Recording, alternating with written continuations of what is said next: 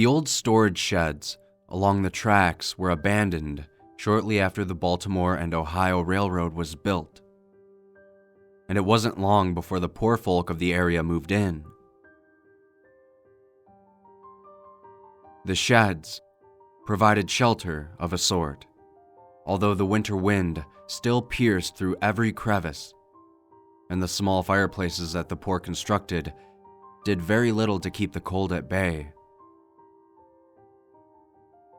A gentle, kindly woman named Jenny lived alone in one of the smaller sheds.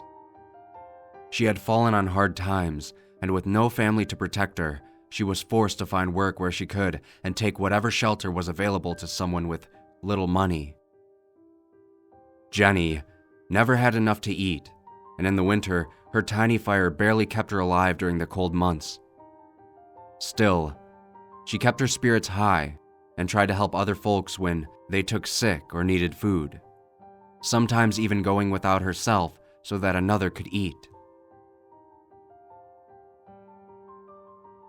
One cold evening in late winter, Jenny sat shivering over her fire, drinking broth out of a wooden bowl, when a spark flew from the fire and ignited her skirts.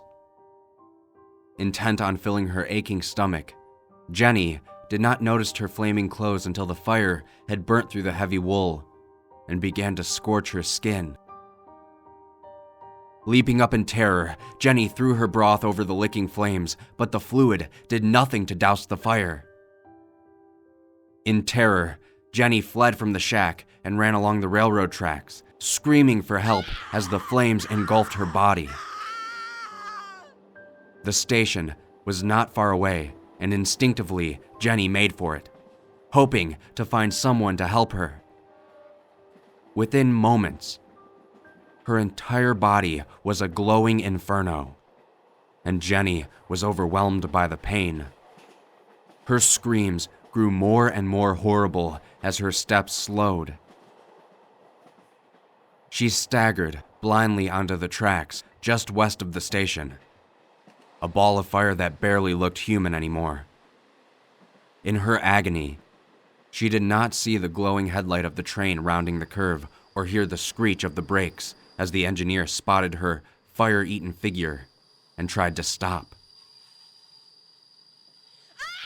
A moment later, her terrible screams broke off as the train mowed her down. Alerted by the whistle, the crew from the station came running as the engineer halted the train and ran back down the tracks towards poor dead Jenny, who was still on fire. The men doused the flames and carried her body back to the station. She was given a pauper's funeral and buried in an unmarked grave in the local churchyard. Within a few days, another poverty-stricken family had moved into her shack, and Jenny was forgotten.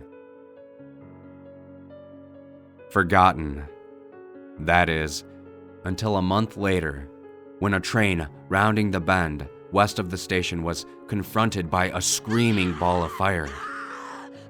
Too late to stop, the engineer plowed over the glowing figure before he could bring the train to a screeching halt. Leaping from the engine, he ran back down the tracks to search for a mangled corpse. But there was nothing there. Shaken, he brought his train into the station and reported the incident to the station master. After hearing his tale, the station master remembered poor Jenny and realized that her ghost had come back to haunt the tracks where she had died. To this very day, the phantom of Screaming Jenny still appears on the tracks on the anniversary of the day she died. Many an engineer has rounded the curve just west of the station and found himself face to face with the burning ghost of Screaming Jenny, as once more she makes her deadly run towards the Harper's Ferry station, seeking desperately for someone to save her.